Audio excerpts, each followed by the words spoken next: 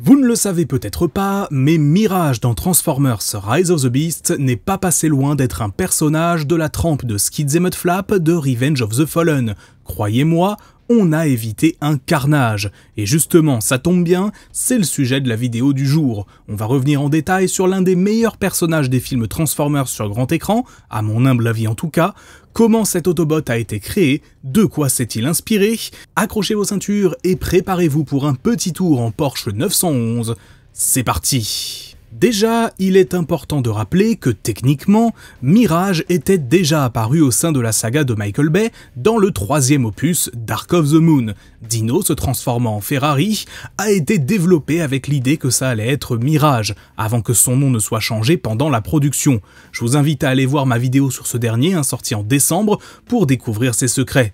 Mais ce qu'il faut retenir, c'est qu'aujourd'hui, officiellement, lui c'est Dino et pas Mirage. Point. En 2021, le 7e film Transformers en live-action est annoncé, Transformers Rise of the Beast. Si les Maximals et les Terrorcons ce sont les principales nouveautés de cette annonce en grande pompe de la part de Paramount, un Autobot en particulier n'a pas laissé les fans indifférents, Mirage. En effet, si on n'avait alors aucun visuel du personnage, aussi bien de son mode robot que son mode véhicule, il a été annoncé qu'un partenariat spécial avec la marque Porsche allait être mis en place, de sorte à ce que ce dernier puisse posséder l'une des voitures de la marque en tant que mode alternatif. On ne connaît pas tout à fait les contours exacts de ce partenariat, mais visiblement, Porsche a sponsorisé le film. À quelle hauteur, on ne sait pas, mais puisque la bande-annonce du Super Bowl comportait leur logo et qu'ils ont eux-mêmes commercialisé des produits dérivés autour de Mirage, je pense qu'on n'était pas loin du genre de partenariat qui existait avec General Motors à l'époque du Bayverse, dans des plus petites proportions bien sûr. Pourtant, avoir Mirage qui se change en Porsche, ça n'était pas couru d'avance. En effet, d'après l'équipe du film, une Ferrari a été envisagée au départ, mais aussi une Lamborghini Countach, d'après certains concept art en tout cas. Les premières images du tournage ont ensuite fait surface, et alors qu'on a pu apercevoir Optimus et Bumblebee, avec des modes véhicules sans grande surprise, Mirage en a fait partie aussi. Très vite, un débat est apparu au sein des fans. Est-ce que Mirage mérite entre guillemets de se changer en Porsche? Est-ce que c'est le personnage qui convient avec ce véhicule? En effet, aux yeux des fans de la première génération, le seul Autobot se changeant en Porsche, c'est Jazz, même si techniquement Cliffjumper aussi était une Porsche, mais passons. J'avais un peu l'impression de revenir à l'époque des premiers films du Bayverse, où chaque changement par rapport à la G1 était critiqué et décrié. Personnellement, je n'ai jamais accordé une importance sacrée à ce qu'un personnage se change en tel ou tel véhicule. L'essentiel, c'est qu'il corresponde à l'esprit du perso en question. Optimus Prime par exemple, avec son camion, évoque la puissance et une certaine carrure, peu importe le type de camion dont il s'agit.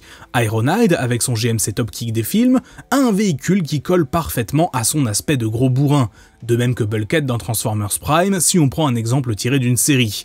En l'occurrence, au vu du personnage qu'allait être Mirage dans le film, à savoir un Autobot assez extraverti, est-ce qu'une Porsche 911 lui convient? Bien sûr. Surtout que bon, puisqu'on parle de la G1, Mirage possède l'un des modes véhicules les plus compliqués à retranscrire de façon réaliste ou même cohérente.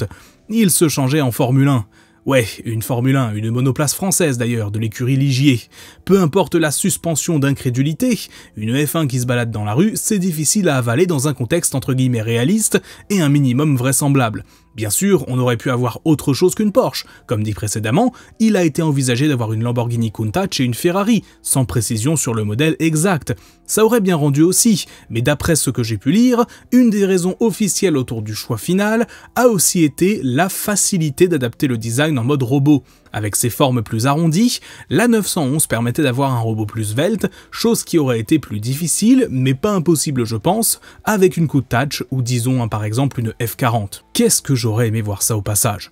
En plus, pour revenir rapidement sur la comparaison qui est faite avec Jazz, n'oublions pas qu'aux yeux de certains producteurs, et notamment Lorenzo Di Bonaventura, Rise of the Beast fait partie du Bayverse, et dans le Bayverse, Jazz se change en Pontiac. Ils ont prouvé à de nombreuses reprises ne pas chercher la fidélité absolue aux matériaux de base, donc je trouve ça assez surprenant qu'en 2021, certains n'avaient toujours pas accepté cela. Surtout que, comme on va le voir après, ils ont quand même un minimum travaillé le personnage au-delà de ça. Mais avant de parler de Mirage dans le film en lui-même, il faut qu'on parle de ses inspirations visuelles et des concept art, car pour le coup, vous allez le voir, on est passé très très proche d'un véritable désastre. Je crois que c'est sans rire l'un des personnages qui a eu le plus de designs différents de toute l'histoire des films Transformers.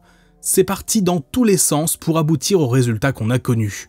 Bon, tout d'abord, pour le véhicule à ma connaissance, deux versions différentes ont été considérées. La première est celle qu'on a connue, une Porsche 911 grise et bleue, assez élégante et sportive. La seconde, quant à elle, est un poil plus flashy et moins élégante, avec un côté un peu tuning qui ne passe pas forcément bien sur ce véhicule à mon sens. On a des roues toutes noires et des pneus plus épais, qui font penser à un des pneus de circuit, et les bandes bleues sont beaucoup plus claires, en plus d'être placées différemment. Côté robot, par où commencer? Peut-être déjà par les concepts qui n'étaient pas basés sur la Porsche, et qui doivent donc être plus vieux. Tout d'abord, admirez ce truc. Ça donne envie, hein. Visiblement, ce design est basé sur une Lamborghini Countach, comme on le voit avec les diverses pièces du véhicule. Les couleurs sont d'un vert flashy un peu étrange, mais à la limite, puisque c'était ultra préliminaire, ça aurait pu être modifié. Non, ce que je tiens à noter ici, c'est la vibe du personnage, notamment sa tête. On a des espèces de cheveux à l'arrière, une tête ultra bizarre, ouais non clairement, ça fait pas rêver, et le seul point commun avec la version finale de Mirage qu'on peut trouver sur ce design, c'est les roues dans le dos. Toujours dans la même lignée, on trouve cette variante avec des couleurs bien plus ternes et une tête qui là encore est absolument infâme. Je sais pas où ils voulaient en venir avec lui, vraiment. Enfin, toujours en provenance de l'artiste Shane Baxley, on trouve une version avec les bonnes couleurs de Mirage, bleu et grise, mais qui rendent du coup encore plus bizarre l'apparence je trouve, car j'ai vraiment l'impression de voir un Mirage complètement massacré, limite défiguré. Le studio Parallax a, dans le même temps, proposé plusieurs styles visuels pour Mirage, avec des couleurs variées et qui pose un peu problème. L'inspiration derrière ces designs a l'air d'être basiquement des clichés afro-américains, avec les dreadlocks, le genre de cliché visuel qui n'est pas sans rappeler le Bayverse, et ça ne va pas aller en s'arrangeant quand les premières propositions concrètes sur la tête du personnage dans les bonnes couleurs vont encore plus loin. Le retour des dreadlocks sur un visuel, des sortes de lunettes de soleil, des boucles d'oreilles, ouais bon clairement, on dirait une caricature de rappeur américain des années 90. Alors oui, hein, c'est l'époque où se passe le film, mais c'est peut-être pas une raison non plus pour tout baser autour des clichés de l'époque. Pour moi, c'est le même genre de philosophie que ce qui nous avait donné Skids et Mudflap dans Revenge of the Fallen, qui avait valu une shitstorm à Paramount, au point que Michael Bay les a dégagés de Dark of the Moon pour éviter d'être taxés de racistes. Voir ma vidéo sur le sujet pour ceux qui sont intéressés. Sans parler de clichés racistes, je laisserai ça à l'appréciation de chacun, je trouve surtout que ça trahit un gros manque d'inspiration autour du personnage. Non, ce n'est pas parce que ton film se passe dans les années 90 et se passe en partie à New York qu'il faut baser toute ton inspiration sur le rap et l'aspect entre guillemets street de cette époque-là. Dans le design final de la tête de Mirage, le seul élément qui sera conservé entre guillemets de tout ça est une sorte de casque qu'il a à l'arrière, mais sa tête et les traits de son visage sont beaucoup moins humains. Il a toujours un nez et une bouche pour le côté anthropomorphique, mais c'est plus entre guillemets juste une tête humaine dans un casque. Ouf, on est passé pas loin du désastre. Maintenant pour ce qui est du corps de Mirage en lui-même, sans faire attention à la tête, on a eu globalement deux philosophies qui se sont distinguées. D'un côté des designs avec les phares avant sur le torse, et de l'autre les phares arrière sur ce dernier, avec quelques variations les mettant sur les épaules. Au-delà du studio Parallax et de Shane Baxley qui ont chacun proposé leur vision de Mirage, on a aussi Eddie Del Rio, le concept artiste de Scourge notamment, dont le design avait un aspect presque plus cartoonesque, avec une tête un poil trop grosse par rapport à son corps, mais pour le reste, un visuel globalement cohérent et pas dégueu. De nombreuses modifications eurent lieu cependant, aussi bien au niveau de la tête que du corps, pour aboutir au résultat qu'on connaît. Un design qui incorpore un peu d'éléments de tous les concepts, et qui, comme on l'a vu précédemment, a une tête bien plus simple et visuellement appréciable. Sans être un énorme fan du rendu final, je me dis que c'est pas si mal d'aboutir à un résultat comme celui-ci, après des concepts initiaux aussi infâmes. Je trouve qu'on est un peu dans le même genre de Transformers à la Hot Rod de Transformers 5, sur qui on reconnaît la plupart des pièces du véhicule, mais qui reste malgré tout un peu trop fin et longiligne pour sembler complètement vraisemblable visuellement. Bon alors bien sûr la comparaison avec Hot Rod c'est vraiment simplement sur le style visuel. Mirage est un bon Mirage, c'est une bonne représentation du personnage, là où Hot Rod, bon bah j'en ai déjà parlé de Hot Rod. Au sein du film, Mirage est caractérisé comme un Autobot intrépide et défiant parfois l'autorité d'Optimus, qui se trouve avoir pris pour mode alternatif la Porsche que Noah va essayer de voler lors d'une soirée, organisée dans les quartiers aisés de New York. Dès l'annonce du film, il était clair qu'il allait occuper la place jusqu'alors occupée par Bumblebee depuis 2007, celle de l'Autobot proche des humains, et là pour plaire au grand public ainsi qu'aux enfants. Et rien que ça, quelle bouffée d'air frais. Je n'ai rien contre Bumblebee, mais l'écarter un peu était sans doute l'une des meilleures décisions du film, de très loin.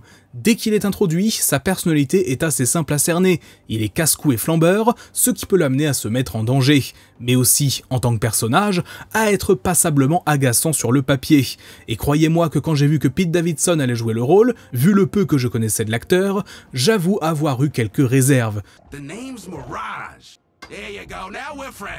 Cependant, et j'ai conscience que ça dépendra de chacun, mais je trouve que jamais Mirage ne dépasse justement cette limite du supportable, et compte tenu du passif de la franchise à ce niveau-là, c'est limite une prouesse. Il a bien 2-3 répliques un peu vaseuses,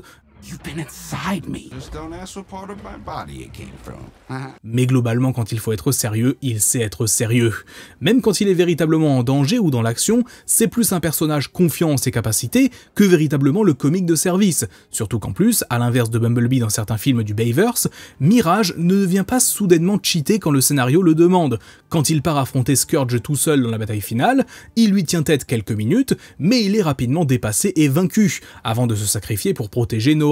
Alors oui, il n'est pas tout à fait ordinaire non plus, comme cybertronien, pouvant générer des hologrammes et changer de mode alternatif à volonté a priori, à moins que ce soit aussi des hologrammes, mais en termes de force brute, il est consistant du début à la fin. Même quand il se transforme en armure, ça ne devient pas d'un coup une armure magique qui résout tout. Et c'est bien Optimus Prime qui parviendra à battre Scourge et le tuer. Cette mort entre guillemets de Mirage justement, c'est aussi l'accomplissement de son petit arc narratif dans le film, la promesse qu'il a faite au frère de Noah de veiller sur ce dernier. C'est super basique, bien sûr, et ça ne va pas plus loin que ça, mais ça suffit à créer un minimum d'empathie sur lui. De plus, je trouve intéressant qu'il représente au sein des Autobots une sorte d'opposition, toute relative bien sûr, à son chef. Ce dernier est au départ méfiant de l'humanité et ne leur fait pas confiance, là où Mirage essaye d'être ami avec le premier humain qu'il rencontre.